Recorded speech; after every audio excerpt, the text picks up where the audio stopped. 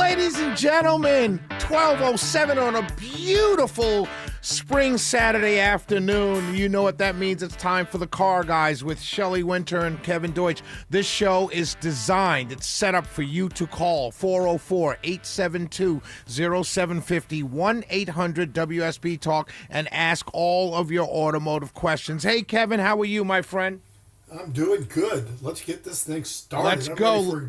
It's the fastest hour in radio, so I'm ready for a good fast hour. Absolutely. So let's start off. Kevin takes emails. So if you can't get through on the phones, 404-872-0750, 1-800-WSB-TALK. You can email him at carguys@WSB Radio.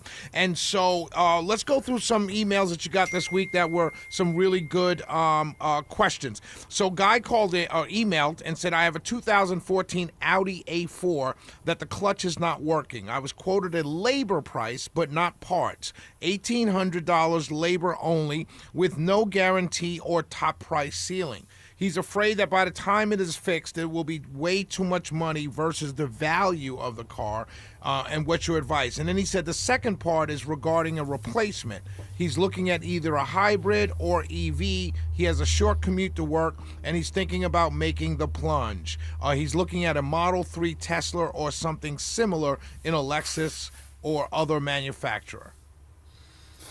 Yeah, so really good question right there is, do I fix it or do I sell it?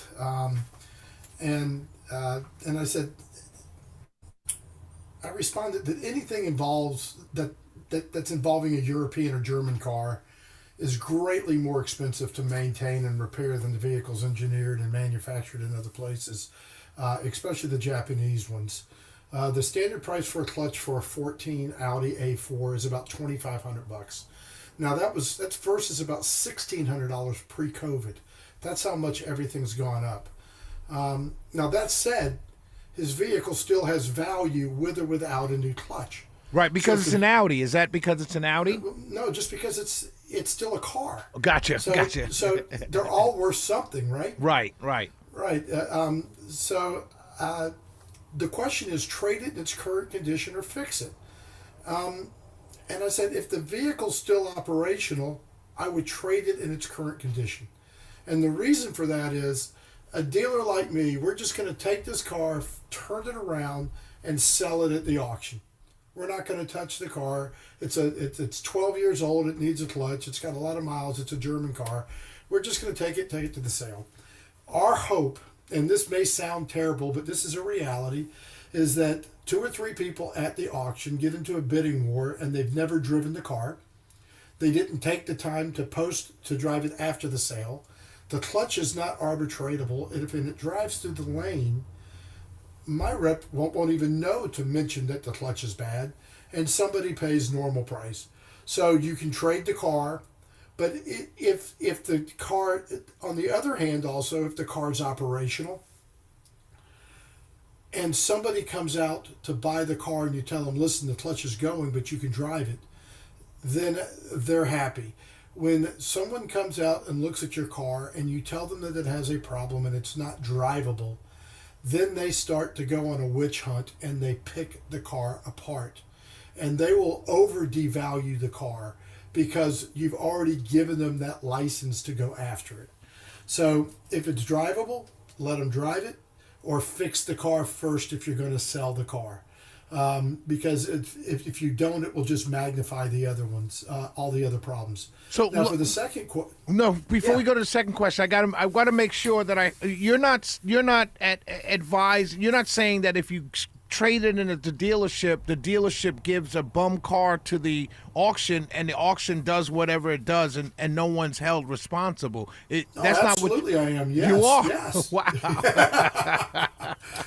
If you remember when we sat down and talked about doing this show 3 years ago, we said we're going to tell them the dirty truth, right? Right. You did say that. Yes, sir. So it's up to the dealer when they buy a car at the sale to make sure that car is a good car. And that's, again, I keep telling everybody, when you go to these lots on the side of the road that doesn't say Ford, Chevy, Honda, Toyota, Lexus, Kia, when you go to that lot, they're buying the cars that we sold them because we don't want them. That's right. That's where they get their cars from. Gotcha. We trade them in, and then take the ones we don't want to these auctions, and they buy them and they sell them on the side of the road. And they sell them as a big sign that says "as is." Yes. Yeah. Wow. Yeah. Yeah. So I'm just saying that if the clutch is drivable, you may want to trade it. If it's not drivable and you want to sell the car, go ahead and put a clutch in. But do the math and figure out which one. Now, the second part of the question is the one I really love. And I'm going to be very specific about it. Is a hybrid, an ICE, or an EV? They're all reasonable options for him to explore. But if he only has one vehicle and not two, I would stay away from the battery electric vehicle and I would buy the hybrid. Hybrid technology is tried and true. It's been mass produced for the last 30 years. The BEV phenomenon is still in its infancy. The technology is changing daily, and it's going to continue to greatly improve over the next few years. We've talked about this hundreds of times. I would personally not want to be held captive by an EV when the hybrid will bridge all the gaps until the EV figures it all out. And when I say that, you can, like one of my cars, the new NX plug-in hybrid, will go 50 miles electric and then completely switch over to gas seamlessly. So most people, or you want to take it to Florida, the first 50 is electric, and it plugs in 110 and charges overnight in your garage. So there's options that include both that are better. But my advice to him that if he does go EV, I would only go new, and I would only lease it regardless of the EV market and technology that's today, because what it looks like in 3 years will look completely different, and the devaluation of his product and what he bought is going to be massive if he doesn't. And also, if you buy a new EV or even a used one, make sure you buy gap insurance, because one swing of the bat, that all the technology changes and the values plummet. 448-720-0750, 1-800-WSB Talk. Those are the numbers for you to call to ask Kevin all your automotive questions. And people email as well to carguys@WSBradio.com. We got this email from Miriam, Kevin. She said, my son is first year of college in Athens and needs his own transportation. I was thinking of either finding a well-used car or giving him my 2018 Subaru Outback with its known issues, of course. I would need to get myself a new or used vehicle. But he said she started off by saying that she's heard you say several times, if you're getting a car for your children, to lease a car. Absolutely.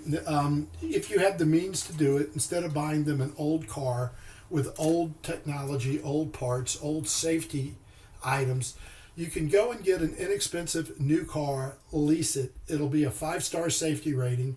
It'll have all the new safety stuff.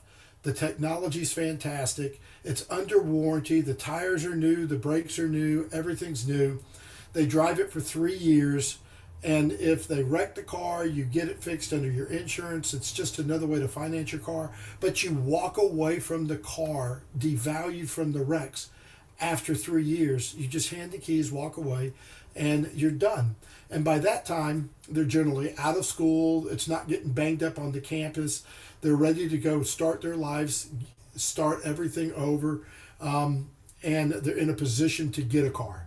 So it's when my kids turned 16, I did not want to risk my dollars. So I leased them a car. It was a set payment.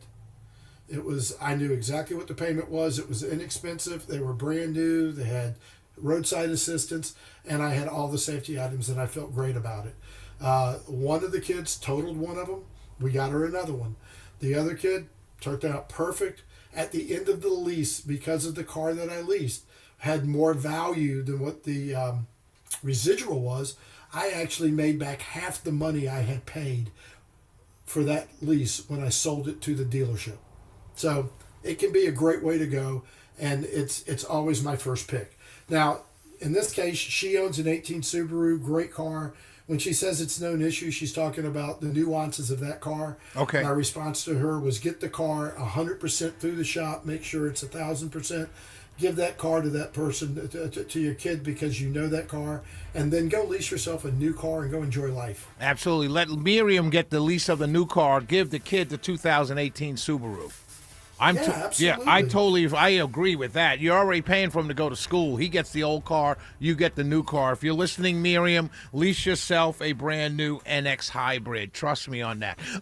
It's the show But is she just knows this car, and that's the important part. Right, she knows the it, 18. She's owned it. Right. Right. Take it to the Subaru dealership. Give him carte blanche.